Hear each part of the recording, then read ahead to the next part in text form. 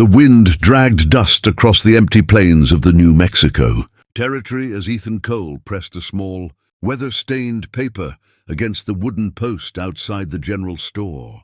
His fingers lingered there longer than necessary, as if letting go of the nail meant admitting something he refused to name. The words were plain, almost harsh. Farm maid wanted.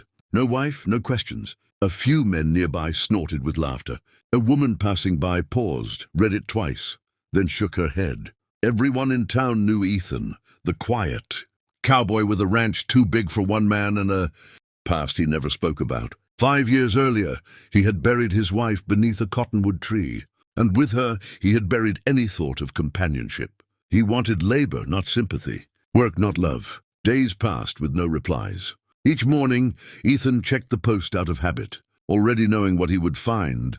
Nothing. The land waited, stubborn and demanding, fences sagging, fields untended. On the fourth morning, as the sun crept over the hills, he noticed a figure standing near the edge of his property. So still she might have been part of the landscape itself. She was a woman, Apache by her features and dress, her long black hair braided neatly down her back. She carried no bundle, no sign of begging or fear. She simply waited. Ethan approached, wary. "You here for the ad?" he asked, his voice rough from disuse. She did not respond. He repeated himself, louder this time, irritation creeping in. Still nothing. Only her eyes followed his movements, dark and observant. Then she lifted her hands and moved them in a way he did not understand, fluid and deliberate.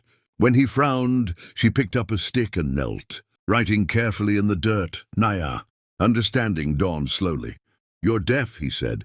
She nodded once, neither ashamed nor defensive. Town warnings echoed in his mind, stories about Apaches, about danger and betrayal, but they felt thin and hollow standing there before her calm presence.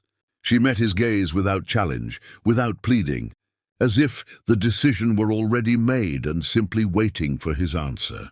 "You won't last a week," Ethan muttered, more to himself than to her. The work was brutal, the land unforgiving. Most hired hands quit within days. Naya's lips curved into a small, steady smile. It wasn't hopeful.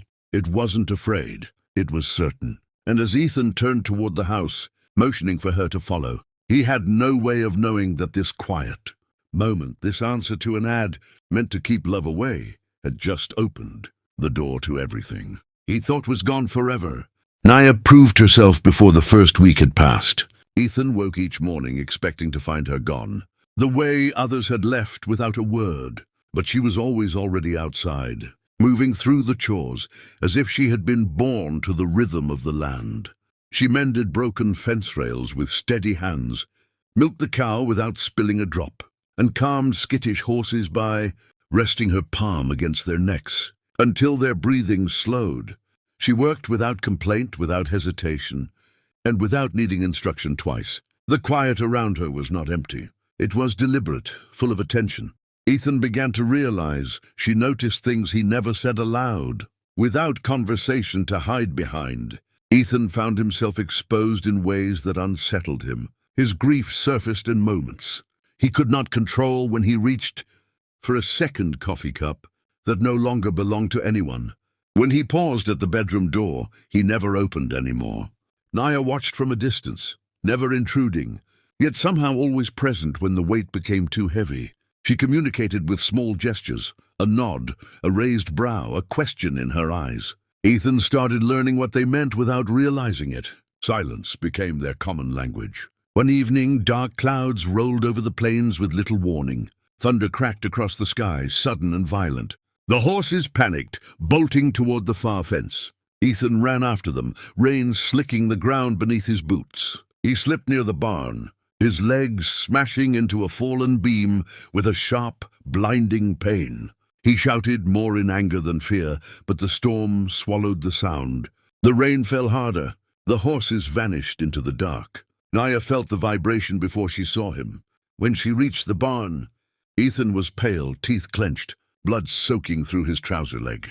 He expected panic, or at least hesitation, but she moved with calm precision. She tore fabric, cleaned the wound, and set the leg as best she could, her hands steady even as the storm raged around them.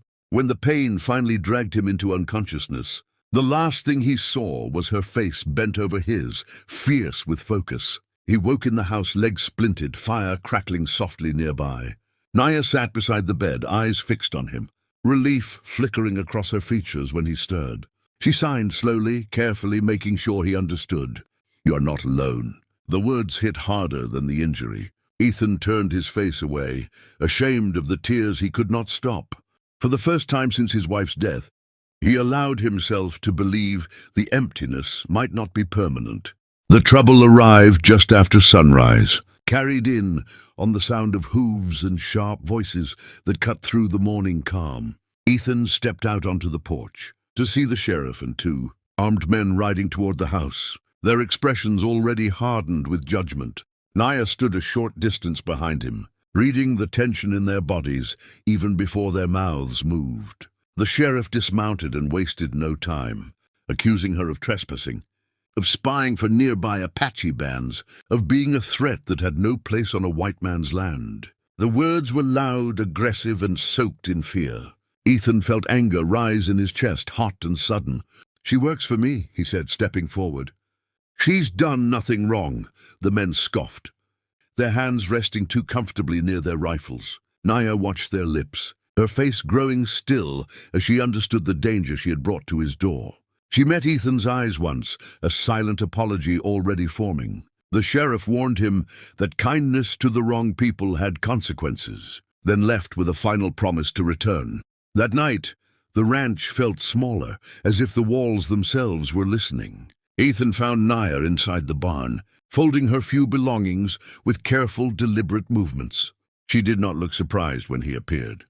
She signed slowly, her expression calm, but resolved. "I bring danger. You deserve peace." The words landed like a blow. Ethan reached for her hands, stopping her before she could finish packing. His attempt at signing was clumsy, imperfect but honest. He spoke at the same time, voice low and steady. "I didn't ask for a wife," he said. "I asked for help because I was afraid of being alone. And somehow, you changed that." Naya's eyes filled, tears sliding silently down her cheeks. She shook her head, insisting he would suffer because of her, but he held on, refusing to let fear decide for him again. Morning came with uncertainty, but Naya stayed. The sheriff returned days later, then weeks later, each time finding no proof, no wrongdoing. Slowly the town's whispers softened. People saw the fields thriving, the animals healthy, the once broken ranch standing strong. Some still turned away, but others began to nod, to offer quiet acceptance. Naya became a familiar presence, no longer a rumor. Years passed, and the land healed along with the man who worked it. A small wooden sign appeared near the gate, carved by Ethan's own hands. It read simply, "Home." No explanations, no conditions. Love had found them without sound, without permission, and against every expectation. In the end, it was not the world that decided their fate, but two hearts that chose to remain when leaving would have been easier.